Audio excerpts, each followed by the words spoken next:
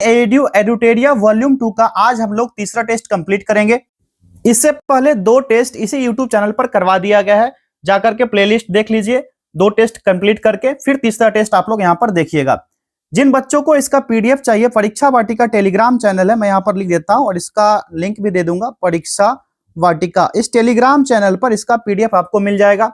और जो बच्चे पहली बार जुड़े हो, चैनल को सब्सक्राइब करके बेल आइकन को प्रेस कर लीजिए ताकि नए वीडियो टेस्ट सीरीज का नोटिफिकेशन सबसे पहले आपको मिल पाएगा। चलिए फटाफट सारे लोग सेशन को लाइक कर लीजिए। स्टार्ट करते हैं आज का टेस्ट। पहला प्रश्न है हमारा, निम्नलिखित ग्रहों को घनत्व के बढ़ते क्रम में व्यवस्थित करें। यहाँ पर 4 ऑप्शन दिया गया है। सही जवाब हो जाएगा विकल्प बी, शनि, मंगल, बुध और पृथ्वी। जो घटते क्रम में ग्रह हो जाएगा, पहले तो पृथ्वी आएगा, उसके बाद बुध आएगा, फिर शुक्र, मंगल, नेपच्यून, बृहस्पति, यूरेनस, शनि। इस तरह से आप लोग घटते क्रम में भी सजा सकते हो। चलिए अगला देखिए, लेब्राडोर धारा के बारे में नीचे दिए गए कथनों पर विचार करें। यहाँ पर 3 स्टेटमेंट दिया गया है और कहा जा रहा है ऊपर दिए गए कथनों में से कौन सा आयत से सही है या है। स्टेटमेंट को 1 बाय 1 यहाँ पर रीड करेंगे, उसके बाद देखेंगे। पहला दिया गया है, यह एक ठंडी समुद्री धारा है। बिल्कुल सही दिया गया है। ये जो लेब्राडोर धारा है ना, एक ठंडी धारा है, इसलिए ये पहला ऑप्शन यहाँ पर करेक्ट हो जाएगा। दूसरा देखिए, यह उत्तरी अमेरिका के पूर्वी तट के साथ बहती है। ये भी यहाँ पर बिल्कुल सही दिया गया है। तीसरा स्टेटमेंट है यहाँ पर, यह न्यू फाउंडलैंड के पास एक गल्फ स्ट्रीम से मिलती है। ये भी करेक्ट ऑप्शन दिया गया है। तीनों के तीनों यहाँ पर सही है। विकल्प डी राइट आंसर हो जाएगा। तीनों के तीनों यहाँ पर सही है। अब यहाँ पर मैं एक चीज आपको बता दूं, जो जलधाराएं हैं, कौन सी जलधारा गर्म है, ठंडी है। एक एंटिल्स की धारा है, ये गर्म धारा है, ठीक है। एंटिल्स की धारा, एंटिल्स की धारा मैं यहां लिख देता हूं। ये जो है ना गर्म जलधारा है।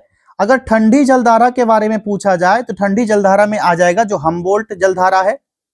कौन कौन सा? हम्बोल्ट हो गया। हम्बोल्ट के बाद पेरुवियन, इसी को कहते हैं पेरुवियन धारा।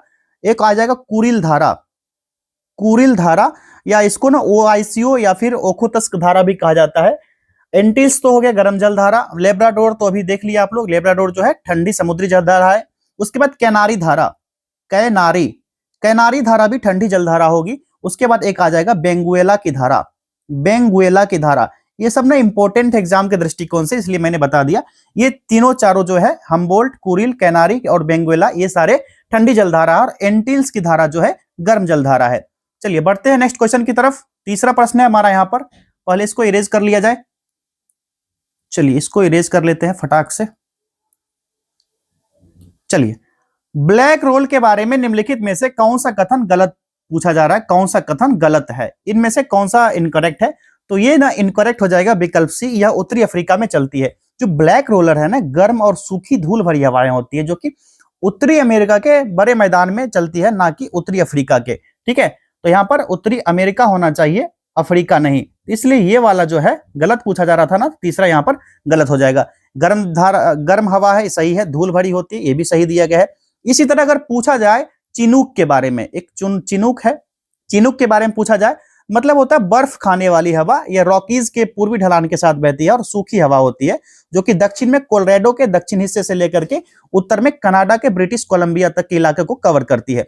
फिर एक हवाएं आती है, पवन आती है, फोहेन, फोहेन। ये चिनूक जैसी है, जो कि आल्प्स पर्वत है ना, उसके उत्तरी ढलान के साथ चलती है और बर्फ को प्रभावित करती है।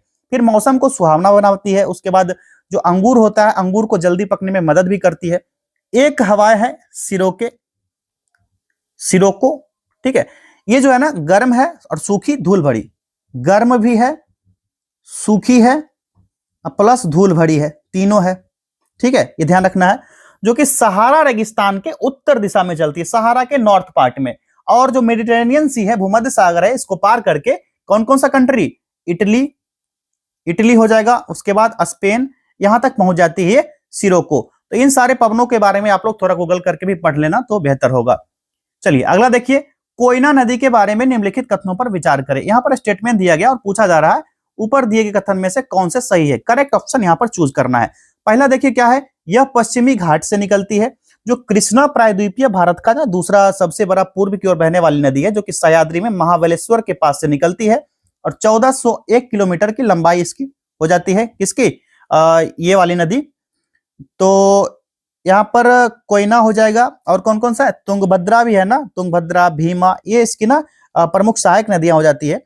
और कृष्णा नदी का जो कुल जलग्रहण क्षेत्र जो होता है ना, ये 27% महाराष्ट्र में होता है। कृष्णा की दाहिनी सहायक नदी है, ये वाला सही दिया गया है दोनों के दोनों।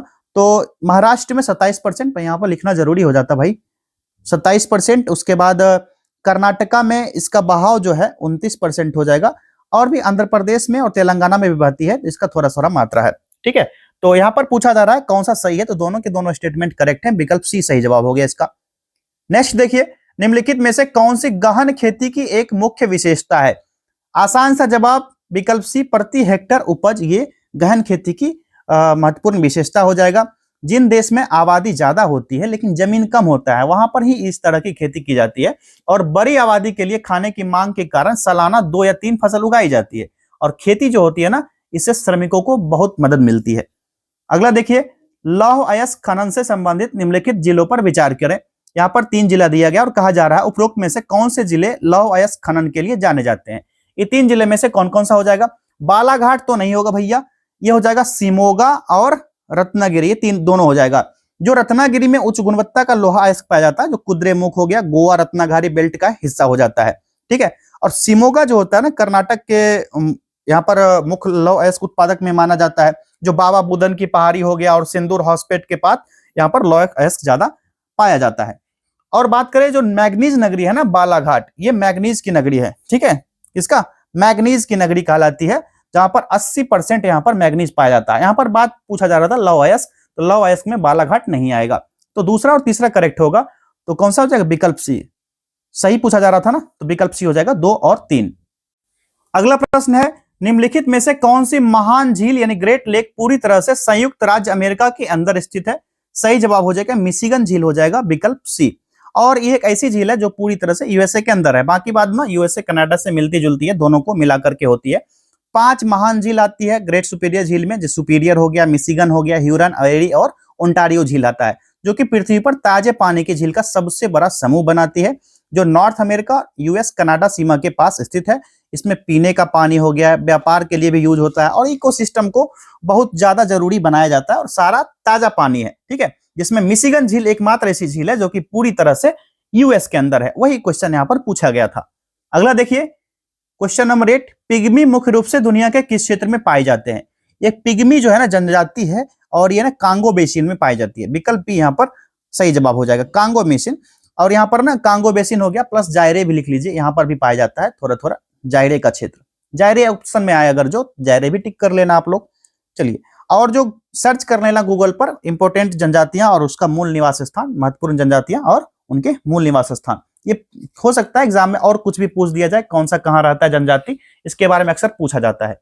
अगला देखिए, स्वर्ण क्रांति के बारे में नीचे दिए गए कथनों पर विचार करें। 3 स्टेटमेंट है और कहा जा रहा है कौन से कथन सही दिए गए। तीनों स्टेटमेंट को बारी बारी से पढ़िए, उसके बाद बताइए कौन सा यहाँ पर करेक्ट है या कौन सा इनकरेक्ट हो जाएगा।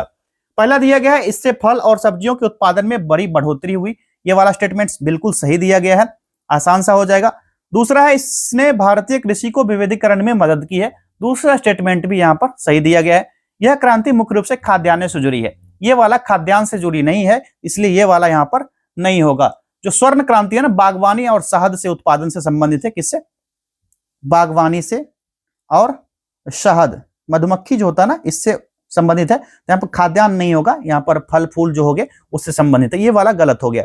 तो यहाँ पर 2 स्टेटमेंट सही है, पहला और दूसरा, विकल्प ए सही हो जाएगा क्योंकि यहाँ पर सही पूछा जा रहा था।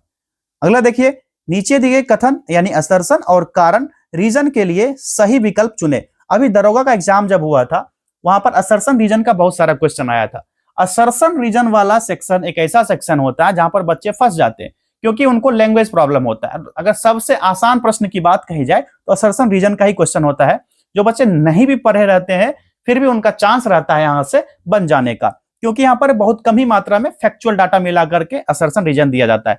चलिए यहाँ पर देखते हैं, असर्शन और रीजन दिया गया है। असर्शन पढ़िए, कथन पढ़िए, नागार्जुन सागर कृष्णा नदी पर बना एक बहुउद्देशीय परियोजना है। असर्शन क्या है? बिल्कुल सही दिया गया है।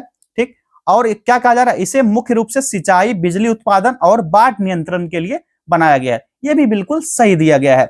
यहाँ पर नागार्जुन सागर बांध के बारे में है, हीराकुंड बांध के बारे में पढ़ लेना, जो महानदी पर है, ओडिशा में भाखरा नांगल बहुउद्देशीय परियोजना सतलज नदी वाला, फिर माता टीला बहुउद्देशीय परियोजना बेतवा नदी, ये सब ना देख लेना क्योंकि ये सारे इंपोर्टेंट परियोजनाएं हो जाती है जहां से क्वेश्चन बनता है। एक कोयना परियोजना भी पढ़ लेना, मैं नाम लिख देता हूं यहाँ पर, कोयना। कोयना जो है कोयना नदी पर है, कहां पर, महाराष्ट्र में। ये भी क्वेश्चन यूपीपीसीएस में पूछा गया था, तो हो सकता है चांस बीपीएससी भी पूछ ले। और बीपीएससी भी यूपीपीसीएस को फुल्ली तो नहीं लेकिन 40% फॉलो कर रहा है, उससे मिलता जुलता क्वेश्चन भी पूछ रहा है। 71वीं बीपीएससी में भी दिख गया ये चीज और 70वीं में भी दिखा था, तो एडीओ में भी ऐसा लग रहा है कि पूछा जाएगा। तो यहाँ पर असर्शन रीजन दोनों सही दिया गया है और रीजन जो है असर्शन की व्याख्या भी कर रहा है, तो क्या हो जाएगा, असर्शन और रीजन दोनों सही है और रीजन असर्शन की सही व्याख्या है। विकल्प ए ही इसका करेक्ट आंसर हो जाएगा। चलिए अगला देखिए, एक लड़का 3 किलोमीटर पूरब की ओर चलता है, फिर 4 किलोमीटर पश्चिम की ओर, उसकी कुल दूरी 7 किलोमीटर है, यहाँ पर कह रहा है, सही विकल्प चुनना है। 7 किलोमीटर, उसका विस्थापन 1 किलोमीटर पश्चिम की ओर है। बताइए सही है गलत है? दूरी कितना तय किया, तो पहले 3 किलोमीटर चला, फिर 4 किलोमीटर चला, टोटल 7 किलोमीटर चला, ठीक है। विस्थापन क्या होता है, शुरुआत से अंतिम स्थिति तक की सबसे छोटी दूरी होती है। अगर शून्य से स्टार्ट करे तो 3 किलोमीटर स्टार्ट किया, फिर 4 किलोमीटर चला पश्चिम की ओर, और अंतिम स्थिति शुरुआत से 1 किलोमीटर पश्चिम में है, और विस्थापन क्या हो जाएगा, 1 किलोमीटर होगा, जो कि वेस्ट में होगा। इसलिए दोनों स्टेटमेंट जो यहां पर दिया गया है ना, करेक्ट दिया गया है, तो 1 और 2 दोनों करेक्ट है।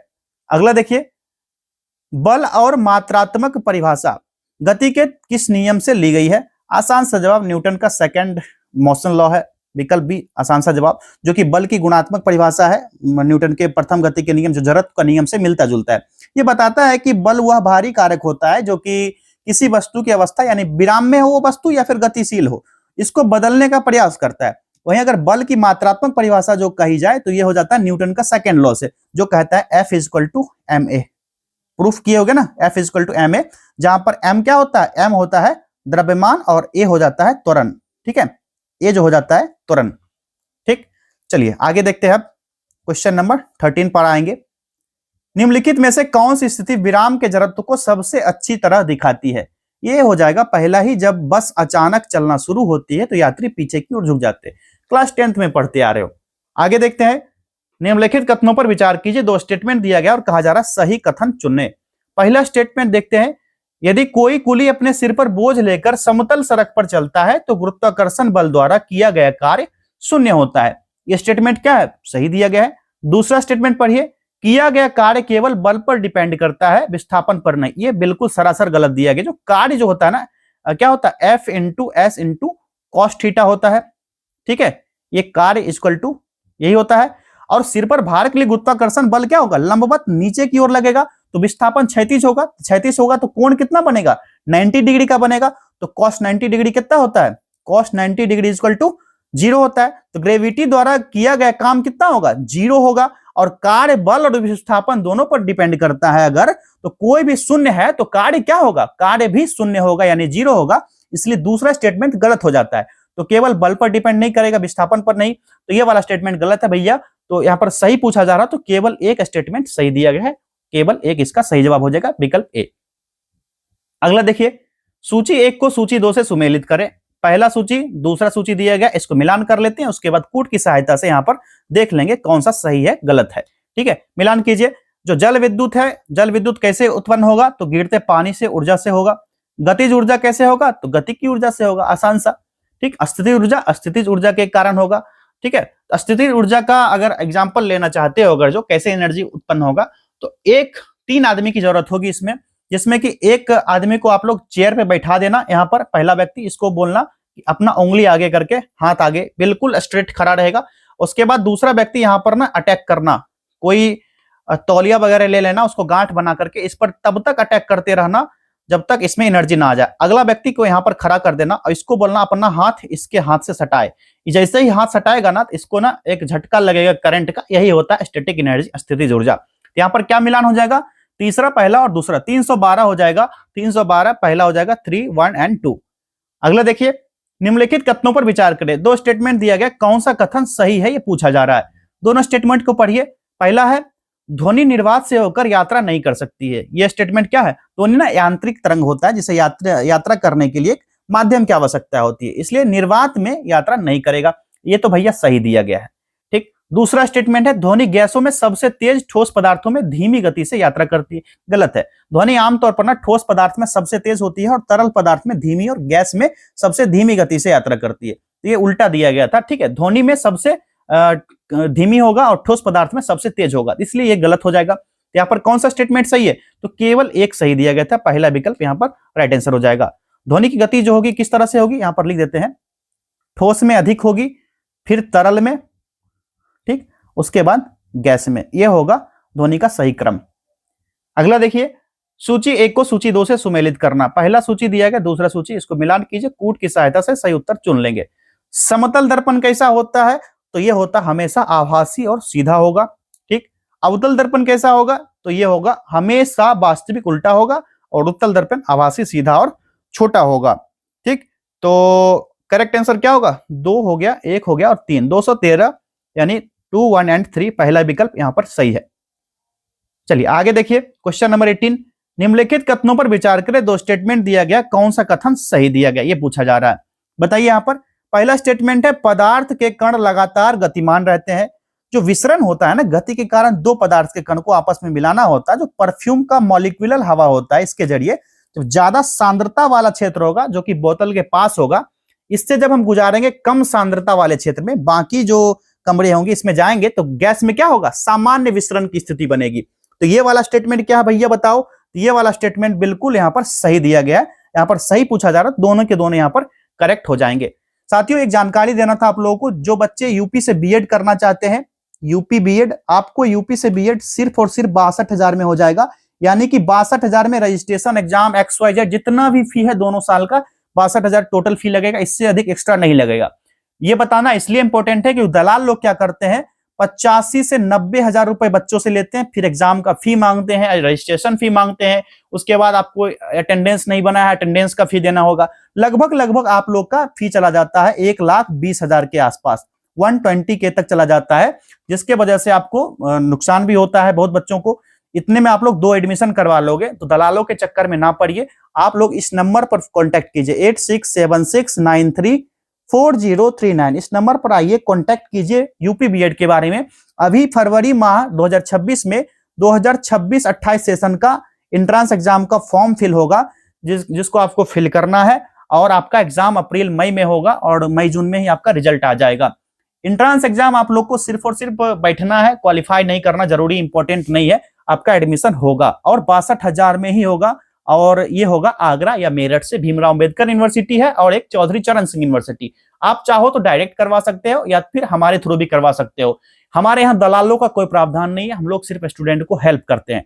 चलिए आगे देखते हैं दूसरा क्वेश्चन। क्वेश्चन नंबर 19 देखिए, निम्नलिखित में से कौन गैसों में विसरण दिखाता है? सही जवाब हो जाएगा कमरे में परफ्यूम फैलाना, विसरण का नियम हो जाएगा, ठीक। अगला देखिए, सूची 1 सूची 2 से सही सुमेलित करें। सूची 1 दिया गया, सूची 2 में मिलान करना है इसको। पानी में स्याही जो होगा किस तरह से वर्क करेगा? तो ये वर्क करेगा क्रोमेटोग्राफी के थ्रू।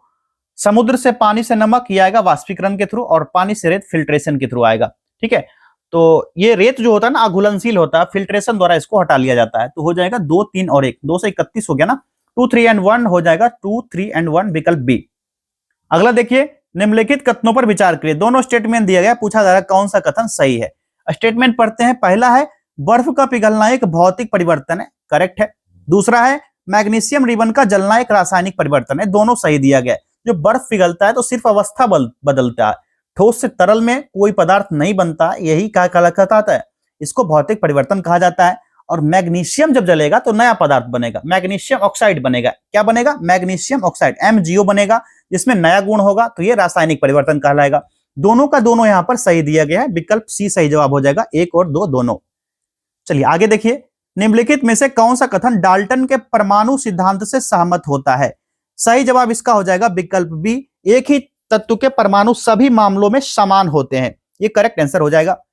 सूची 1 को सूची 2 से सुमेलित कीजिए। पहला सूची दूसरा सूची, मिलान करना है इसको। हाइड्रोजन की संयोजकता कितनी होगी? ये हो जाएगी, हाइड्रोजन की हो जाएगी कितना? 1 हो जाएगी, ठीक। ये तो मिला हुआ है ऑलरेडी। ऑक्सीजन का 2 होगा और कार्बन का 4 हो जाएगा। क्यों? एग्जांपल ले लेते हैं, HCl मान के चलो, HCl, इसमें हाइड्रोजन 1 मोल हो जाएगा, या H2O ले लो तो हाइड्रोजन 1 मोल, ठीक। और इसका ऑक्सीजन की बात कही जाए तो H2O, 2 मोल ऑक्सीजन होता है ना इसमें। कार्बन का एग्जांपल ले लेते हैं तो CH4, किसका सूत्र होता है CH4, कमेंट करना आप लोग। तो ये क्या हो जाएगा 1 2 3 आसान सा, विकल्प ए। फिर से मिलान करना है सूची 1 को सूची 2 से। यहाँ पर सूची वाला जो क्वेश्चन है ना थोड़ा सा ठीक रहता है, क्योंकि इसमें ना 3 क्वेश्चन के बराबर आपको एक क्वेश्चन में जानकारी मिल जाता है। पहला सूची दूसरा सूची, मिलान कीजिए इसको। माइटोकॉन्ड्रिया क्या होता है, तो ये कोशिकीय श्वसन का स्थल होता है, एटीपी बनाने की जगह पावर हाउस कहलाता है, तो कोशिका का पावर हाउस कहलाता है। राइबोसोम क्या होता है, तो प्रोटीन संश्लेषण का जगह होता है, तो प्रोटीन संश्लेषण होता है इसमें। केंद्रक कोशिका का कंट्रोल सेंटर होता है, ठीक है। तो ये क्या हो जाएगा 3 1 एंड 2, 3 1 एंड 2, पहला विकल्प यहां पर सही हो गया। चलिए आगे देखते हैं। निम्नलिखित कथनों पर विचार करें, इसको छोटा कर लें। चलिए अभी बिल्कुल परफेक्ट होगा देखने में आप लोग को, अब सही है। निम्नलिखित कथनों पर विचार करें, 2 स्टेटमेंट दिया गया, कौन सा सही है पूछा रहा, सही कथन कौन सा है। तो यहां पर पहला स्टेटमेंट देखिए, पौधों की कोशिकाओं में कठोर कोशिका भित्ति होती है, जानवरों की कोशिकाएं में नहीं होती है। बिल्कुल होता है सही, ये सही दिया गया। जो पौधों की कोशिका होती है, कोशिका भित्ति क्लोरोप्लास्ट और बड़ी रिक्तिका से बनी रहती है। जानवरों की कोशिका में बात कही जाए तो कोशिका भित्ति और क्लोरोप्लास्ट नहीं होता है, जिसके वजह से ये वाला स्टेटमेंट सही दिया गया है। दूसरा है क्लोरोप्लास्ट सभी जानवरों की कोशिकाओं में मौजूद होते हैं, नहीं बाबा क्लोरोप्लास्ट कहां से होगा, तो ये गलत है। तो पहला स्टेटमेंट सही है, तो विकल्प ए हो जाएगा सही। अगला देखिए, चलिए ये जूम आउट हो गया, अब सही है। निम्नलिखित में से कौन पौधों में एक सरल अस्थायी उत्तक नहीं है, नहीं को कोड कीजिए और बताइए इसमें से कौन सा सही होगा। तो ये हो जाएगा जाइलम, विकल्प डी हो जाएगा। सरल अस्थायी उत्तक जो होता है, जो पैरेन्काइमा, कोलेनकाइमा और स्क्लेरेनकाइमा होता है। जाइलम एक जटिल उत्तक होता है जो कि ट्रेकिड्स वाइका यानी कि जाइलम पैरेन्काइमा हो गया, जाइलम फाइबर से बना होता है, इसीलिए विकल्प डी जाइलम सही हो जाएगा। अगला देखिए, सूची 1 को सूची 2 से सुमेलित करना, पहला सूची दूसरा सूची दिया गया, मिलान करना इसको। मुंह जो होता है, मुंह से क्या शुरू होता है, तो मुंह से शुरू होता है स्टार्च का पाचन, ठीक। पेट में क्या होता है, तो शुरुआती प्रोटीन पाचन होता है और बड़ी आंत में पानी का अंतिम अवशोषण होता है। तो हो जाएगा 3 2 और 1, 321, 3 2 और 1 भैया, विकल्प बी हो जाएगा सही जवाब। अगला देखिए, निम्नलिखित कथनों पर विचार करें, 2 स्टेटमेंट दिया गया, कौन सा सही है पूछा जा रहा है। चलिए शुक्र है कि सही पूछा जा रहा है, गलत वाला आता है ना तो सही यहीं पे कंफ्यूजन हो जाता है, या फिर पूछ देता है सही नहीं है। दरोगा में तो इस तरह से कंफ्यूज किया, पूछ दिया असत्य नहीं है, असत्य नहीं है। डायरेक्ट पूछ सकता था कि सत्य नहीं है या फिर सत्य है। असत्य नहीं मतलब क्या है, ये सत्य होगा, तो पूछ सकता था सत्य है, कौन सा कथन सत्य है। तो थोड़ा सा घुमाएगा आपको एग्जाम में, तो घूमना नहीं है, एक जगह स्थिर रहना है, घूम लेंगे बाद में, ठीक है। चलिए 28वां प्रश्न देखिए क्या कह रहा है, विचार करना है, सही है। स्टेटमेंट पढ़ते हैं। पहला है, एरोबिक श्वसन में ग्लूकोज पूरी तरह से CO2 और पानी से टूट जाता है। ये बिल्कुल सही दिया गया है यहाँ पर, कथन जो सही है, क्योंकि CO2 प्लस H2O यहाँ पर क्या होगा, प्लस एनर्जी यहाँ पर आएगा, ठीक। और ऑक्सीजन की कमी होने पर मांसपेशी की कोशिकाएं जो होती है, जोरदार व्यायाम जब करते हो आप लोग, एक्सरसाइज करते हो, तो अवायवीय श्वसन लैक्टिक एसिड बनाता है, इसी के कारण ऐंठन होती है, शरीर में दर्द होने लगता है। तो ये वाला भी सही दिया गया है। दोनों स्टेटमेंट करेक्ट हैं, 1 और 2 दोनों सही जवाब हो जाएगा, विकल्प सी। अगला देखिए, निम्नलिखित कथनों पर विचार कीजिए, 2 स्टेटमेंट दिया गया, कौन सा कथन है, सेम इट एज दिया गया। स्टेटमेंट पढ़िए, जाइलम जड़ों से पत्तियों तक पानी और खनिज पहुंचाता है, यह स्टेटमेंट सही है, बिल्कुल सही दिया गया। मिनरल्स का ऊपर की ओर ट्रांसपोर्ट करता है। दूसरा है, फ्लोएम पत्तियों को भोजन को दूसरे हिस्सों तक केवल नीचे की दिशा में पहुंचाता है। जो होता है ना भोजन होता है, यानी सुक्रोज वगैरह दोनों दिशाओं में बहाव करता है, ये ऊपर और नीचे दोनों दिशाओं में प्रवाह करता है। फ्लोएम ऊपर भी भेजता है और नीचे भी भेजता है, तो इस वजह से यहाँ पर गलत है, क्योंकि यहाँ पर कहा जा रहा है केवल नीचे पहुंचाता है। तो पहला स्टेटमेंट बिल्कुल सही था, पहला हो जाएगा, विकल्प ए करेक्ट आंसर। अगला देखिए, निम्नलिखित में से कौन सा सही सुमेलित है, कौन सा होगा, तो ये हो जाएगा विकल्प सी। विखंडन जो होता है स्पाइरोगायरा में होता है, विकल्प सी हो जाएगा। मुकुलन किसमें होगा, तो अमीबा जो होता है ना, बाइनरी फिशन यानी द्विविखंडन से होता है, ठीक है। अमीबा में द्विविखंडन से होता है, मुकुलन से नहीं। तो इसको ना ऐसा करते हैं, सही दिया गया, यहाँ पर मिलान कर ले, तो द्विविखंडन अमीबा से होगा, ठीक है, द्विविखंडन के कारण अमीबा से होगा। और यहाँ पर और क्या है, हाइड्रा, ठीक है, हाइड्रा में मुकुलन होगा, ये दिया गया। और बीजाणु का निर्माण किस तरह से होगा, बताना सारे लोग, तो कमेंट कर देना बीजाणु का निर्माण। और ईस्ट जो होगा ना, ईस्ट में भी ना मुकुलन से ही प्रजनन करेगा, ईस्ट भी जो होगा ये भी मुकुलन के द्वारा ही प्रजनन करता है, तो ये वाला भी होगा, सही है। बीजाणु निर्माण किस तरह से होगा, आप लोग को कमेंट करना है। चलिए अगला देखिए, वह कौन सेना नायक था जिसे बीजापुर के सुल्तान ने 1659 ईस्वी में शिवाजी के दबाने के लिए भेजा था? यह था अफजल खां। विकल्प बी हो जाएगा। 10 नवंबर 1659 का डेट था। 10 नवंबर ये 1659 का डेट था। ठीक है। और साहसी जीत हुआ था यहां पर मराठा साम्राज्य का, जहां पर बड़े भूमिका निभाया था इसने। शिवाजी महाराज की प्रतिष्ठा पूरे भारत में यहीं से फैल गया था। फिर एक था शाइस्ता खां, जो औरंगजेब का मामा था, जिसे शिवाजी को रोकने के लिए भेजा गया था, जो कि पुणे की लाल महल वाली घटना कहलाती है। फिर एक थे इनायत खां, जो सूरत का मुगल गवर्नर था, मुगल साम्राज्य का गवर्नर कहलाता था, और सूरत में वो गवर्नर था जब शिवाजी ने सूरत पर हमला किया था। एक थे सैयद बांदा, जो अफजल खां थे, इसका अंगरक्षक था, बॉडीगार्ड था, जिससे मुलाकात के दौरान शिवाजी के साथी जीव महाला ने मार गिराया था। किसको? सैयद बांदा को। ये सारे फैक्ट्स आप लोग को याद रखना है। अगला देखिए, अकबर के शासन काल में पुनर्गठित केंद्रीय प्रशासन के अंतर्गत सैनिक विभाग का प्रमुख कौन होता था?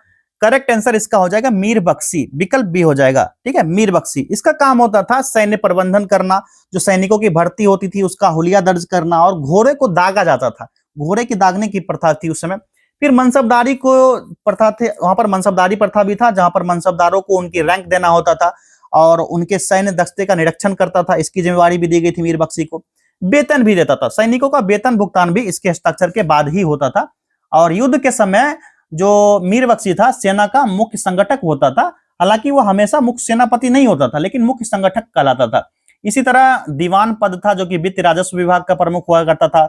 मीर समन था, जो कि शाही घराने से संबंधित था, जो कारखानों की जरूरत की देखरेख करता था। और एक था सद्र उस भद्र, ये एग्जाम में पूछा गया था, ये धार्मिक मामला जैसे दान पुण्य हो गया, न्याय विभाग का प्रमुख होता था। ठीक है, ये सारे फैक्ट्स भी आप लोग को याद रखना है।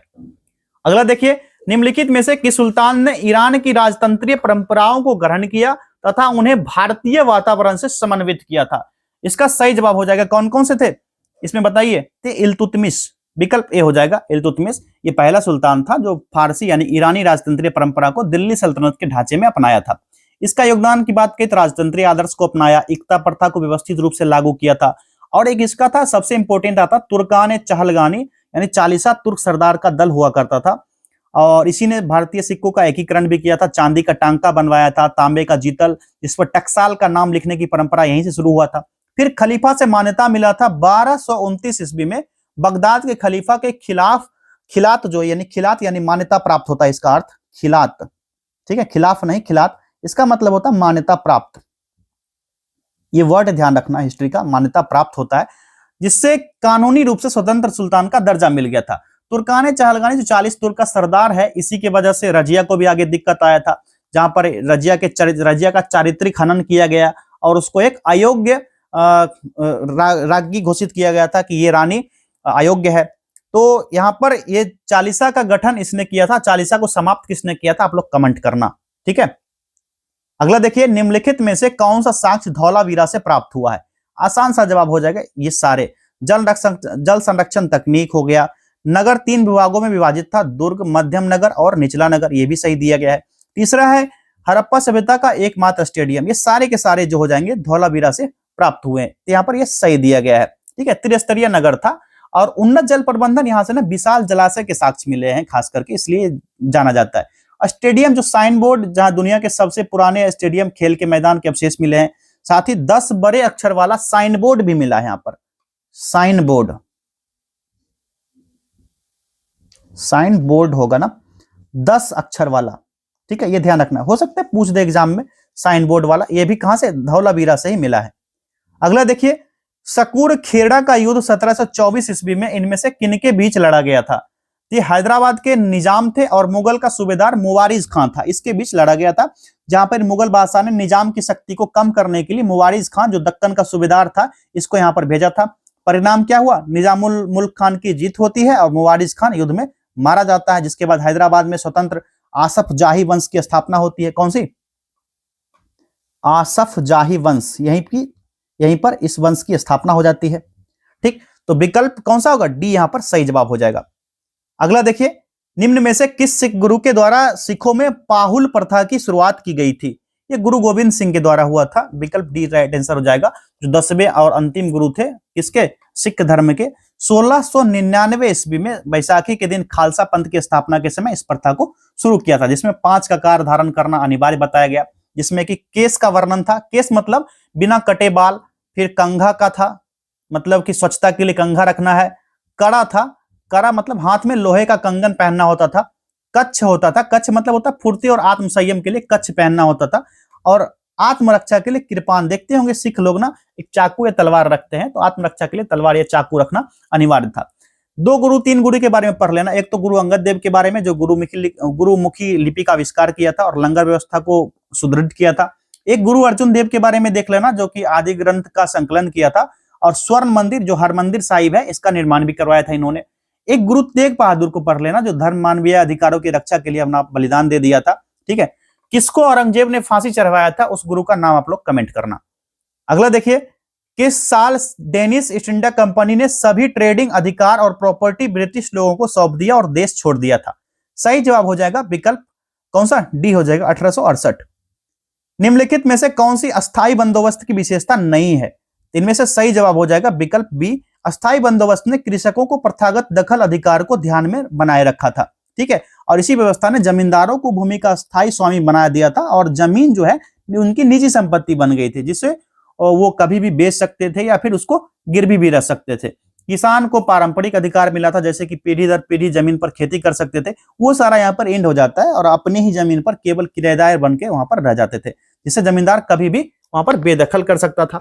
ठीक, अगला देखिए, 1857 के विद्रोह को दमन करने के क्रम में निम्न में से किस ब्रिटिश सैन्य अधिकारी की मृत्यु नहीं हुई थी? कल भी मैं बोला हूं बीपीएससी को 1857 की क्रांति पसंद है, तो इसका सही जवाब क्या हो जाएगा, विकल्प बी हो जाएगा, हडसन ने किया था। हडसन वाला मामला आ जाएगा यहाँ पर। ठीक है, जहां दिल्ली को विरोधियों को वापस छीनने के दौरान गंभीर रूप से घायल हुआ था और मारा गया था जॉन निकलसन। उसके बाद दिल्ली पर अंग्रेजों ने फिर से कब्जे की मुख्य भूमिका निभाई थी। फिर कर्नल नील आया था, नील नाम था उसका, वो बहुत क्रूर कहलाता था, कुख्यात था। लखनऊ में विरोधियों को लड़ते हुए उसकी मृत्यु हो जाती है। फिर जनरल हैवलॉक आता है, जो लखनऊ में विद्रोहियों से लड़ते हुए उसकी भी डेथ हो जाती है। विलियम हडसन आता है दिल्ली, बहादुर शाह जफर का बेटा, और पोते को मार डालता है, लेकिन विद्रोह के दौरान उसकी भी यहाँ पर मृत्यु नहीं होती है। ठीक है, विलियम हडसन की मृत्यु यहाँ पर नहीं होती है। ठीक है, तो यही पूछा जा रहा था, अधिकारी की मृत्यु नहीं हुई है, तो हडसन था ये। आगे देखिए, क्वेश्चन नंबर 40 देखिए, निम्न में से किस आंदोलन में किसानों ने यह नारा दिया था कि हम महारानी और सिर्फ महारानी की रैयत होना चाहते हैं? ये कहां का नारा था, तो ये पावना विद्रोह का नारा था। विकल्प ए राइट आंसर हो जाएगा। पावना विद्रोह 1873 से 76, याद रखना क्योंकि एग्जाम में पूछा जाता है। अब ये भी देख लेना, दक्कन विद्रोह, नील विद्रोह और पाइक विद्रोह, इस सारे विद्रोह कब हुए थे आप लोग देख लेना। अभी यहाँ पर ज्यादा विस्तृत करेंगे, टेस्ट लंबा हो जाएगा। चलिए आगे देखिए, दक्कन एजुकेशन सोसाइटी के संस्थापकों में एक संबंध में विचार करें। यहाँ पर दिया गया 4-5 दिया गया, सही उत्तर का चयन करना है। इसमें से बताइए कौन कौन सा करेक्ट होगा। दक्कन एजुकेशन सोसाइटी की स्थापना कब हुई थी? सबसे पहले ये जान लीजिए, 1884 में हुआ था। कहां हुआ था? पुणे में हुआ था। पुणे यानी कि महाराष्ट्र में हुआ था। विष्णु शास्त्री और चिपलूणकर, बाल गंगाधर तिलक और गोपाल गणेश आगरकर इसकी नींव रखी थी। इसमें महादेव बल्लाल नामजोशी का महत्वपूर्ण सहयोग रहा था। ठीक है, और इस सोसाइटी ने 1885 ईस्वी में क्या किया था, पुणे में प्रसिद्ध फर्ग्यूसन कॉलेज की स्थापना करवाया था। फर्ग्यूसन कॉलेज की स्थापना करवाया था। तो इसमें कौन कौन शामिल थे? तो बाल गंगाधर तिलक थे, महादेव बल्लाल नामजोशी थे, और कौन थे? विष्णु शास्त्री चिपलूणकर थे, और इसमें गोपाल गणेश आगरकर। ये ईश्वरचंद विद्यासागर नहीं थे। 1, 2, 3, 4 हो जाएगा, विकल्प बी सही जवाब। अगला देखिए, निम्नलिखित में से किस त्रिरत्न घटक नहीं है? कौन सा नहीं होगा? तो निर्वाण हो जाएगा। ठीक है, विकल्प डी। कण्व वंश के बारे में निम्नलिखित कथनों पर विचार किए, 3 स्टेटमेंट है, कौन सा सही दिया गया है कण्व वंश के बारे में? तो यह शासन थोड़े समय तक रहा था, लगभग 75 से 30 ईसा पूर्व तक रहा था इसका शासनकाल। ठीक है, तो यहां पर क्या कहा जा रहा है, वासुदेव कण्व ने कण्व वंश की संस्थापना की थी। ये वाला स्टेटमेंट क्या है, सही दिया गया। दूसरा है, कण्वों ने शुंग शासकों की जगह ली थी, ये भी सही है। कण्व वंश ने 200 से ज्यादा सालों तक शासन किया। यहाँ साफ साफ दिख रहा है 200 साल तो छोड़िए, यहाँ पर लगभग कितना 45 साल शासन किया ना। तो ये स्टेटमेंट यहाँ पर गलत था। पहला दूसरा सही है, केवल 1 और 2 करेक्ट हो जाएगा, क्योंकि यहाँ पर सही पूछा जा रहा था। अगला देखिए, निम्नलिखित में से किस कारण से भारत में 20वीं शताब्दी के आरंभ में नील की खेती का ह्रास हुआ था? 4 स्टेटमेंट दिया गया, सही जवाब हो जाएगा। नई खोजों के कारण विश्व बाजार में इसका अलाभकर होना इसी वजह से हुआ था, जिसमें कृत्रिम रंगों का आविष्कार हुआ करता था, बाजारों में प्रतिस्पर्धा बढ़ गया था, किसानों पर बहुत इफेक्ट पड़ा था और यहाँ पर इसी समय प्रमुख किसान आंदोलन भी होते हैं। अगला देखिए, हंटर कमीशन की रिपोर्ट में निम्न में से किसके विकास पर विशेष जोर दिया गया था? प्राथमिक शिक्षा पर जोर दिया गया था। 1882 का मामला है, हंटर आयोग, और इसी की अध्यक्षता में। इसका मुख्य कारण 1854 ईस्वी में जो वुड्स डिस्पैच आता है, पढ़ते हो गए आप लोग, मॉडर्न हिस्ट्री पर हो गए तो, वुड्स डिस्पैच वाला मामला, ठीक है। इसके बाद शिक्षा के क्षेत्र में बहुत प्रगति हुआ था, ये ध्यान रखना आपको। सूची 1 को सूची 2 से सुमेलित करना है। पहले सूची में समाचार पत्र दिया गया, दूसरे में उसके संस्थापक के बारे में दिया गया, मिलान करना है। इंडिपेंडेंट के संस्थापक कौन थे? मोतीलाल नेहरू थे, दूसरा हो गया। द पायनियर के संस्थापक कौन थे? तो जॉर्ज एलेन, तीसरा हो गया। लीडर के मदन मोहन मालवीय, पहला हो जाएगा। और the national Herald Jawaharlal Nehru हो जाएगा। और नेशनल हेराल्ड की स्थापना जो है ना 1938 में किया था जवाहरलाल नेहरू ने, 1938 ईस्वी में, ध्यान रखना है। पायनियर की स्थापना हुआ था कब? 1865 में, ध्यान रखना है। और इंडिपेंडेंट मोतीलाल नेहरू के द्वारा 1919 ईस्वी में शुरू हुआ था, ठीक है। किसके द्वारा? मोतीलाल नेहरू के द्वारा। तो यहां पर क्या हो जाएगा? 2, 3, 1 और 4। अब भाई देख लो, कूट 2, 3, 1 और 4 कहां है? कूट में मिले तो मिले, नहीं तो यहां पर सही दिया गया 2, 3, 1 और 4, विकल्प बी हो जाएगा सही जवाब। यह कथन किनका है कि ब्रिटिश साम्राज्य पूरी तरह से सड़ चुकी है, हर तरह से भ्रष्ट, अत्याचारी व हीन हो चुकी है? इस तरह के स्टेटमेंट मैंने एंशिएंट हिस्ट्री में लिखवाया है। मिडाइवल चलेगा, मिडाइवल में भी लिखवाएंगे और मॉडर्न का भी लिखवाएंगे। तो आप लोग मेगा मॉक टेस्ट ज्वाइन कर लीजिए, BPSC ADO mega mock test, जहां पर 249 का ऑफर चल रहा है। इस नंबर पर कांटेक्ट कीजिए और इसके बारे में पता कर लीजिए, अभी के अभी पता कर लीजिए आप लोग। यहाँ पर 40 मॉक टेस्ट करवाया जाएगा, जिसमें कि लगभग 4 मॉक टेस्ट ही अभी हुए हैं। तो आप लोग ज्यादा अभी पीछे नहीं हो, ज्वाइन कर लीजिए। 249 ऑफर का फायदा उठाइए, 26 जनवरी के अवसर पर यह ऑफर चल रहा है अभी। जाइए इस नंबर पर कांटेक्ट कीजिए, व्हाट्सएप पर पता चल जाएगा इसके बारे में विशेष जानकारी। चलिए अगला देखिए। चलिए इसका क्या राइट आंसर होगा? क्वेश्चन नंबर 47 का पहले करेक्ट आंसर हो जाएगा सिस्टर निवेदिता, विकल्प सी हो जाएगा निवेदिता। इनका नाम ना मार्गरेट एलिजाबेथ नोबल था, जो कि स्वामी विवेकानंद की शिष्या थी और आयरिश मूल की भारतीय सेना सेनानी थी, ठीक है, सिस्टर निवेदिता। अगला देखिए, निम्न में से किस एक संस्था ने 1875 में हाउस ऑफ कॉमन्स में एक याचिका प्रस्तुत करते हुए ब्रिटिश संसद में भारत के प्रत्यक्ष प्रतिनिधित्व की मांग की थी? इसका सही जवाब हो जाएगा कौन सा? विकल्प बी हो जाएगा पूना सार्वजनिक सभा। पूना सार्वजनिक सभा के बारे में आप लोग पढ़े होंगे, ठीक है। चलिए आगे देखिए, मद्रास महाजन सभा कब हुआ था? 1884। डेट यहां पर लिखना जरूरी होता है। जो एमबी डागवाचारी, बी सुब्रमण्यम अय्यर इसमें शामिल थे। इंडियन एसोसिएशन कब बना था? 1876। सुरेंद्रनाथ बनर्जी, आनंद मोहन बोस, याद होगा। Bengal British India society 1843, George Thomson, याद होगा। कौन? GT George Thomson. ये सारा ध्यान रखना है। 1875 का आ जाएगा पूना सार्वजनिक सभा। अगला देखिए, निम्न में से किसने गांधी जी को सावधान किया था कि मुस्लिम धार्मिक नेताओं और उनके अनुयायियों के कट्टरपंथ को प्रोत्साहित न करे? ये प्रोत्साहन करने वाले कौन थे? जिन्ना थे, विकल्प डी हो जाएगा मोहम्मद अली जिन्ना। जब गांधी जी ने खिलाफत आंदोलन को असहयोग आंदोलन से जोड़ने का फैसला किया था, तो उनका उद्देश्य हिंदू मुस्लिम एकता को मजबूत करना था। उस समय जिन्ना जो थे एक धर्मनिरपेक्ष राजनीति के पक्षधर थे, जहां पर गांधी जी को आगाह किया था कि राजनीति में धर्म और धार्मिक कट्टरपंथियों को शामिल ना करे, नहीं तो मामला गड़बड़ हो जाएगा। फिर बाद में खुद गड़बड़ कर दिए।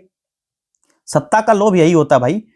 19वीं शताब्दी के मध्य भारतीय राष्ट्रवाद भ्रूणावस्था में थी। इस तथ्य को मानने वाले इतिहासकार निम्न में से कौन थे? आसान सा जवाब हो जाएगा एस एन बेकर और आरसी मजुमदार थे, विकल्प बी राइट आंसर हो जाएगा। The sepoy mutiny and revolt of 1857 में लिखा है कि 1857 का विद्रोह ना तो पहला था, ना ही राष्ट्रीय और ना ही स्वतंत्रता संग्राम था। यह स्टेटमेंट आरसी मजुमदार के द्वारा दिया गया था। अगला देखिए, निम्नलिखित कथनों पर विचार कीजिए और कौन सा सही है या है। तीनों स्टेटमेंट को पढ़िए, उसके बाद बताइए। पहला है भाग 4 में राज्य के नीति निर्देशक सिद्धांत शामिल है, बिल्कुल सही दिया गया है। डीपीएसपी किसमें है? भाग 4 में है, पहला सही है। भाग 4A मौलिक कर्तव्यों से संबंधित है, यह भी सही दिया गया है, ठीक। तीसरा है भाग 5 राज्य सरकारों से संबंधित है, ठीक है। तो ये ना केंद्र सरकार से संबंधित है। भाग 5 जो है ना केंद्र सरकार से संबंधित है, इसलिए ये वाला स्टेटमेंट भैया गलत हो जाएगा। सही पूछा जा रहा है तो पहला और दूसरा सही था, विकल्प ए राइट आंसर हो जाएगा। ध्यान रखना है कौन सा भाग किससे संबंधित है, इसका प्रावधान क्या है। भाग और प्रावधान सर्च कर लेना गूगल से एक बार, तो आपको एग्जाम में आसानी होगा। निम्नलिखित कथनों पर विचार कीजिए। दो स्टेटमेंट कौन सा इससे सही है, ठीक। पहला स्टेटमेंट है कोई व्यक्ति राज्यसभा का सदस्य होने पर भी प्रधानमंत्री बन सकता है, ठीक। पहला यहां पर सही दिया गया। दूसरा देखिए, संविधान के अनुसार प्रधानमंत्री को केवल लोकसभा का सदस्य होना चाहिए, तो ये सही है। तो राज्यसभा का सदस्य जो प्रधानमंत्री बना, इंदिरा गांधी बने थे, एच डी देवगौड़ा बने, आई के गुजराल बने। तो प्रधानमंत्री को लोकसभा में बहुमत वाली पार्टी का नेता होना चाहिए या ऐसा व्यक्ति होना चाहिए जो उस सदन का बहुमत विश्वास जीत सके। तो प्रधानमंत्री प्लस कैबिनेट मंत्री इज इक्वल टू मंत्रिपरिषद, ये वाला सूत्र याद रखोगे तो आप लोग को याद रहेगा। ठीक, दूसरा स्टेटमेंट बाबा गलत है, पहला सही था, तो पहला ही हो जाएगा, विकल्प ए करेक्ट आंसर। चलिए अगला है, लेखानुदान का मतलब क्या होता है?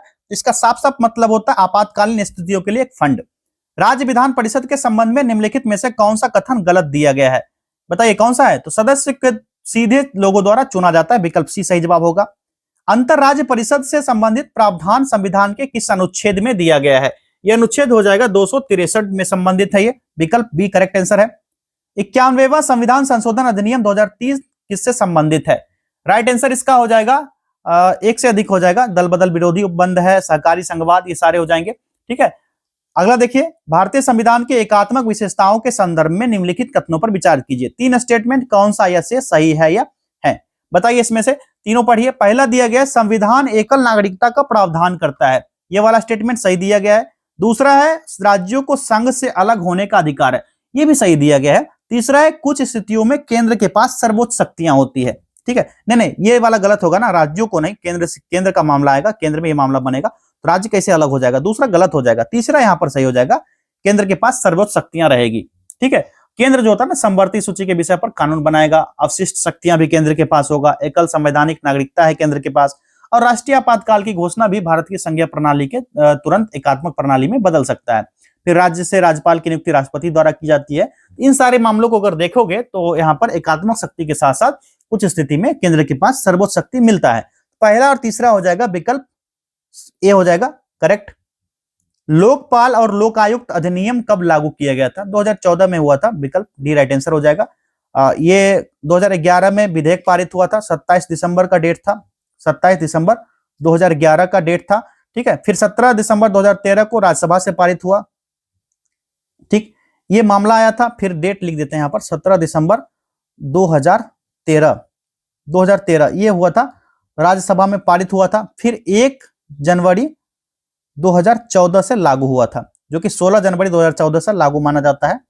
16 जनवरी 2014 से ओके, ऑल ओके, पूरा यहां पर टनाटन था।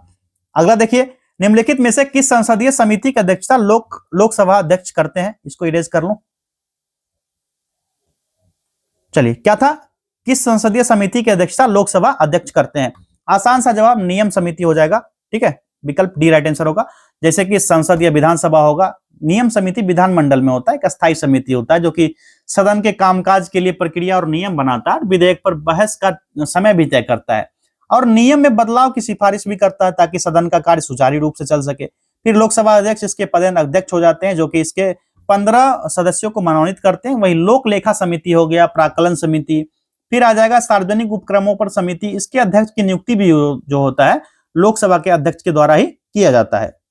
चलिए आगे देखिए, मौलिक अधिकार उप समिति के अध्यक्ष कौन थे?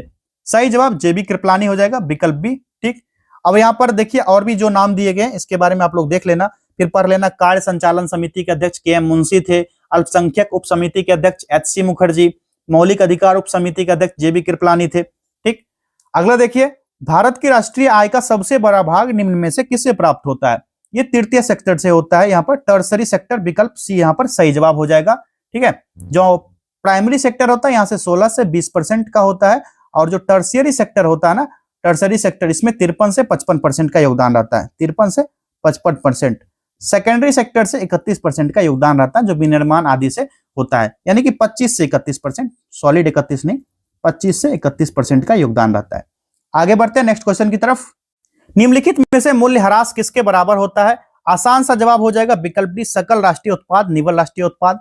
अंतरराष्ट्रीय व्यापार में डंपिंग का क्या अर्थ है? इसका सही जवाब हो जाएगा, विकल्प सी वास्तविक उत्पादन लागत से कम दाम पर माल का निर्यात करना। निम्न में से किसने मुक्त व्यापार की अवधारणा का प्रतिपादन किया था? सीधा सीधी बता दीजिए, बताओ आप लोग। एडम स्मिथ ने किया था ना। ठीक है, एडम स्मिथ के बारे में एक बुक का नाम भी पूछा गया था दरोगा वाले एग्जाम में, द वेल्थ ऑफ नेशन। ठीक है, अगला देखिए, भारत की पहली औद्योगिक नीति कब बनाई गई थी? 1948 का था। अब आसान आसान क्वेश्चन आ रहा है। केंद्रीय बजट 25-26 के तहत दाल आत्मनिर्भरता मिशन का उद्देश्य किन दालों पर था? ये दाल कौन कौन सा हो जाएगा? ये हो जाएगा अरहर दाल, उसके बाद उड़द का और मसूर का दाल था। ठीक है, मूंग चना नहीं था, तो हो जाएगा 2, 4 और 5, विकल्प सी। 2025 में जारी आर्थिक सर्वेक्षण 2024-25 के अनुसार सीमेंट उत्पादन में भारत का स्थान विश्व में क्या रहा था?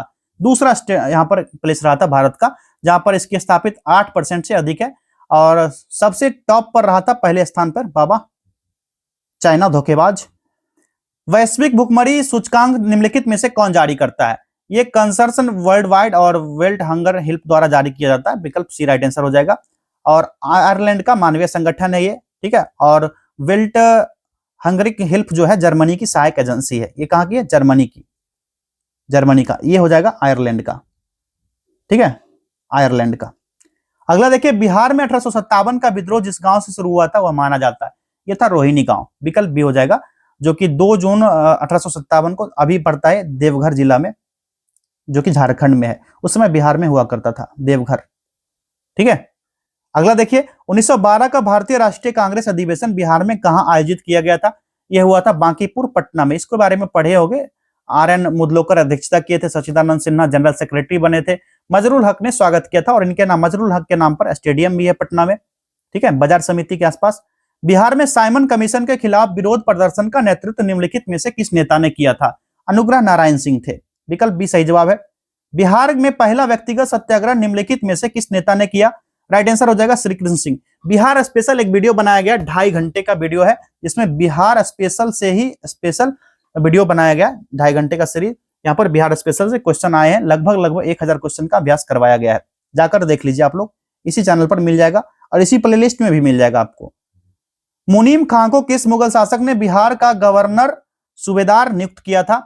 और तो राइट आंसर इसका हो जाएगा अकबर ने नियुक्त किया था, विकल्प सी हो जाएगा। 1580 मुगल द्वारा बिहार का एक प्रांत सूबा दर्जा दिया गया था, मुनीम खां को गवर्नर बनाया गया, और अकबर के समय में मान सिंह को बिहार का गवर्नर बनाया गया था, जो 1587 से 94 तक रहे थे। कौन? मान सिंह, बिहार का गवर्नर। और इसमें मुनीम खां को भी बनाया गया था, ठीक है। और मान सिंह के समय रोहतास को बिहार की राजधानी बनाया गया था। कौन सा? अभी बिहार का जो रोहतास का जिला है, तो मान सिंह के समय यही राजधानी हुआ करता था। बिहार के धारवाड़ पहाड़ी क्षेत्र के बारे में निम्नलिखित कथनों पर विचार करें, कौन सा सही है? बताइए इसमें से कौन सा करेक्ट होगा? तो यह मुख्य रूप से प्राचीन क्रिस्टलीय चट्टानों से बना है, सही है। बिहार में छोटा नागपुर पठार के विस्तार का हिस्सा, ये भी सही दिया गया। तीसरा है, मुख्य रूप से दक्षिणी बिहार में पाया जाता है, ये भी सही दिया गया है। धारवाड़, बिंद, तृतीयक, चारों, ये सारा ना पढ़ लेना, कैम्ब्रियन, प्लेस्टोसीन युग जो होता था ना, उसको पढ़ लेना, खास करके धारवाड़ प्रकार की चट्टानों के बारे में। तीनों सही है, विकल्प डी सही जवाब हो गया। कोपेन के जलवायु वर्गीकरण के अनुसार दक्षिणी बिहार में मुख्य रूप से किस प्रकार की जलवायु पाई जाती है? बच्चों वाला प्रश्न, बच्चों वाला जवाब, विकल्प ए AW प्रकार का पाया जाता है, ठीक है। और उत्तरी बिहार में CWG, ठीक है। नॉर्थ बिहार में अगर आएगा तो CWG, ठीक है। दक्षिणी बिहार का आया तो AW, ठीक है। ये साउथ बिहार का है। आगे देखिए, उदयपुर वन्यजीव अभ्यारण्य बिहार के किस जिले में स्थित है? सही जवाब पश्चिम चंपारण, विकल्प भी हो जाएगा। और भी पश्चिम चंपारण में कौन कौन सा वन्यजीव अभ्यारण्य है, टाइगर रिजर्व है, देख लेना। 2011 की जनगणना के अनुसार बिहार के उच्च घनत्व वाले जिलों का सही क्रम कौन सा हो जाएगा? शिवहर, पटना, दरभंगा, वैशाली, विकल्प भी सही जवाब हो जाएगा, ठीक है। आगे देखिए, बिहार की सबसे पुरानी नहर प्रणाली सोन नहर प्रणाली का निर्माण किस वर्ष हुआ था? 1874 में हुआ था। अगला प्रश्न है, बिहार के पहले हरिजन अनुसूचित जाति मुख्यमंत्री कौन थे? इनका नाम था भोला पासवान शास्त्री थे, विकल्प सी हो जाएगा इसका सही जवाब, ठीक है, भोला पासवान शास्त्री। चलिए आगे देखिए, क्वेश्चन नंबर 80, बिहार के निम्नलिखित जिलों को ग्रामीण साक्षरता दर के घटते क्रम में व्यवस्थित करें। कहां का क्या साक्षरता दर है ये देखना है। रोहतास का साक्षरता दर 72.5% हो जाएगा। औरंगाबाद का साक्षरता दर कितना हो जाएगा बताइए? औरंगाबाद इसके बाद कम आएगा, उसके बाद सबसे कम आएगा भोजपुर का। 1, 2, 3 सही दिया गया, यही हो जाएगा आसान सा। अगला देखिए, इंदिरा गांधी शांति पुरस्कार 2024 किसे प्रदान किया गया है? इंदिरा गांधी शांति पुरस्कार 2024 पुरस्कार से संबंधित एक वीडियो मैंने बनाया था, उसको जाकर के देख लीजिएगा, 1 घंटे का वीडियो। मिशेल बेचलेट को मिला था, पहला ही यहाँ पर करेक्ट आंसर हो जाएगा। निम्न में से किस देश में आयोजित सम्मेलन में 72 देशों ने साइबर अपराध को लड़ने के लिए पहली ऐतिहासिक संयुक्त राष्ट्र संधि पर हस्ताक्षर किए हैं? राइट आंसर हो जाएगा वियतनाम के साथ। अक्टूबर 2025 में 22वां आसियान शिखर सम्मेलन किस देश में आयोजित किया गया? राइट आंसर कुआलालंपुर हो जाएगा, विकल्प डी 2025 में 22वां। हाल ही में मासिक धर्म के लिए सवेतन अवकाश देने वाला भारत का पहला राज्य निम्न में से कौन बन गया है? यह हो जाएगा कौन सा? कर्नाटक बन गया है, विकल्प सी। 2025 में मामला आया था ये। हाल ही में यूनेस्को ने किस शहर को creativity city of the gastronomy घोषित किया है? ये लखनऊ को मिला है ये अवार्ड। बिहार विधानसभा चुनाव 2025 के पहले चरण में कितने निर्वाचन क्षेत्र में आयोजित किए गए थे? ये टोटल हुआ था 121 निर्वाचन क्षेत्र में। अगला देखिए, राष्ट्रपति द्रौपदी मुर्मू नवंबर 2025 में निम्न में से किस अफ्रीकी देश की यात्रा करने वाली पहली भारतीय राष्ट्राध्यक्ष बनी है? ये अंगोला की यात्रा की थी। अंगोला की राजधानी और मुद्रा कमेंट करना आप लोग। अगला देखिए, हाल ही में कल्याण सिंह नगर नाम का एक नया जिला घोषित किया गया। यह राज्य किस राज्य का नया जिला होगा? यह होगा यूपी का। ठीक है, यूपी का 76वां जिला ये बनेगा। ठीक है, और अलीगढ़ जिला को विभाजित किया गया था, जिसमें अतरौली का क्षेत्र है, तहसील अतरौली तहसील, इसके आसपास के क्षेत्र को शामिल किया गया है। और अतरौली जो है ना, पहले मुख्यमंत्री जो थे पुराने कल्याण सिंह, इनका जन्मस्थली है और कर्मभूमि भी रहा है, इसलिए इसको मिलाया गया। अब अगर यूपी में पूछा जाए कितने जिले, तो 76 जिले। पहले 75 थे, एक कल्याण सिंह नगर नया जिला बन गया है।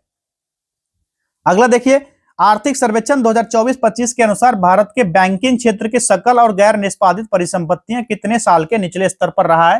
राइट आंसर ये 12 साल का निचला स्तर रहा था, विकल्प डी हो जाएगा। ठीक है, जीएनपीए मतलब ग्रॉस नॉन परफॉर्मिंग एसेट्स। ठीक है, ग्रॉस नॉन परफॉर्मिंग एसेट्स।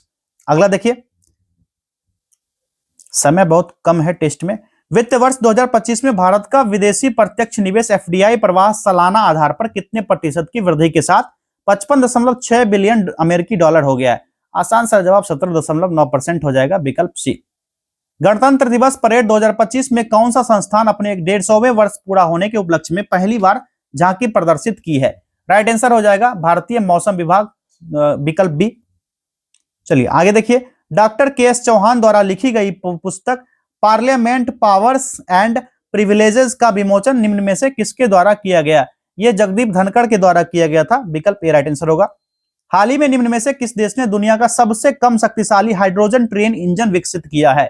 यह है भारत, अपना प्यारा भारत ने विकसित किया है। तो इसको आप लोग कमेंट करना, भारत माता की जय। अब भारत आगे बढ़ रहा भाई, तो करना, भारत विरोधी, यहां पर राजनीति विरोधी ना बनना।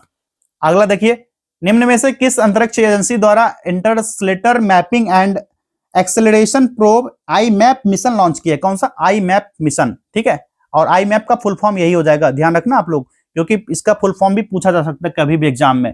तो ये किया गया नासा के द्वारा। अब नासा का भी फुल फॉर्म देख लेना। ये कब किया गया था? 24 सितंबर 2025 का डेट था, डेट भी याद कर लेना, 24 सितंबर 2025। सितंबर 2025 में स्वयं सहायता समूह सदस्यों के लिए पहचान पत्र जारी करने वाला पहला राज्य तमिलनाडु, विकल्प डी। चलिए आगे देखिए, चर्चा में रही स्वामित्व योजना का संबंध निम्न में से किस मंत्रालय से है? यह है पंचायती राज मंत्रालय से, विकल्प ए राइट आंसर हो जाएगा। स्वामित्व योजना, स्वामित्व का फुल फॉर्म देख लेना, स्वामित्व। ठीक है, स्वामित्व, इसका फुल फॉर्म आपको देखना है। ठीक है, ये भी होगा। ठीक, इसका फुल फॉर्म गूगल पर सर्च कर लेना। अगला देखिए, बिहार राज्य का पहला परमाणु ऊर्जा संयंत्र निम्न में से किस जिले में स्थापित किया जाएगा? यह होगा नवादा, जो कि रजौली वाला जगह है, फुलवड़िया बांध के पानी के लिए जो एनटीपीसी होगा, इसी को शामिल करने की व्यवहार्यता अध्ययन चल रहा है, जो कि भारत की व्यापक परमाणु विस्तार योजना का भाग होगा, जो कि बांका और सिवान के कई और संभावित स्थल है, यहां पर भी सर्वेक्षण किया जा रहा है, यहां पर भी बनेगा। तो भी इसका तत्काल हो जाएगा नवादा रजौली का क्षेत्र। पाकिस्तान के खिलाफ हुए ऑपरेशन सिंदूर में महत्वपूर्ण भूमिका निभाने वाले एयर मार्शल अवधेश कुमार भारती का संबंध बिहार के किस जिले से है? सही जवाब हो जाएगा ये कौन सा होगा? 98 का पूर्णिया जिले से है ना, विकल्प डी हो जाएगा, पूर्णिया से संबंधित है ये, और झुन्नी कलन गांव के निवासी हैं ये। अगला देखिए, राष्ट्रपति द्रौपदी मुर्मू ने कुल 139 विशिष्ट व्यक्तियों को पद्म पुरस्कार 2025 प्रदान किया है। इसमें से बिहार के कुल कितने व्यक्ति को पद्म विभूषण मिला है? पद्म विभूषण मिला है। प्राइज से संबंधित मैंने भी बताया ना कि वीडियो एक बनाया, उसको जाकर के देख लीजिए, सभी प्राइजों को उसमें इंक्लूड किया गया। बिहार के एक व्यक्ति शामिल थे। ठीक है, और ये पद्म पुरस्कार जो है किनको मिला है? श्रीमती शारदा सिन्हा, इनको मरने के बाद मिला पद्म विभूषण। चलिए आखिरी क्वेश्चन है, हाल ही में मुख्यमंत्री श्री नीतीश कुमार ने बिहार युवा आयोग की स्थापना को मंजूरी दी है। इसमें अध्यक्ष, उपाध्यक्ष सहित कुल कितने सदस्य होंगे? तो इसमें कुल 10 सदस्य होंगे, जिसमें कि एक होगा अध्यक्ष। अध्यक्ष कितना होगा? एक होगा। उपाध्यक्ष कितना होगा? वाइस चेयरमैन 2 होंगे। इसमें सदस्य की संख्या पूछा जाए तो 7 होगा। कुल सदस्य कितना हो गया? 2 1 3 7 10, टोटल 10 हो जाएगा। अगर इस तरह से क्रम भी दिया रहेगा ना, कंफ्यूज ना होना। अब ये बताइए आपके कितने प्रश्न सही हुए। ठीक है, मिलते हैं अगले टेस्ट में। बहुत बहुत धन्यवाद।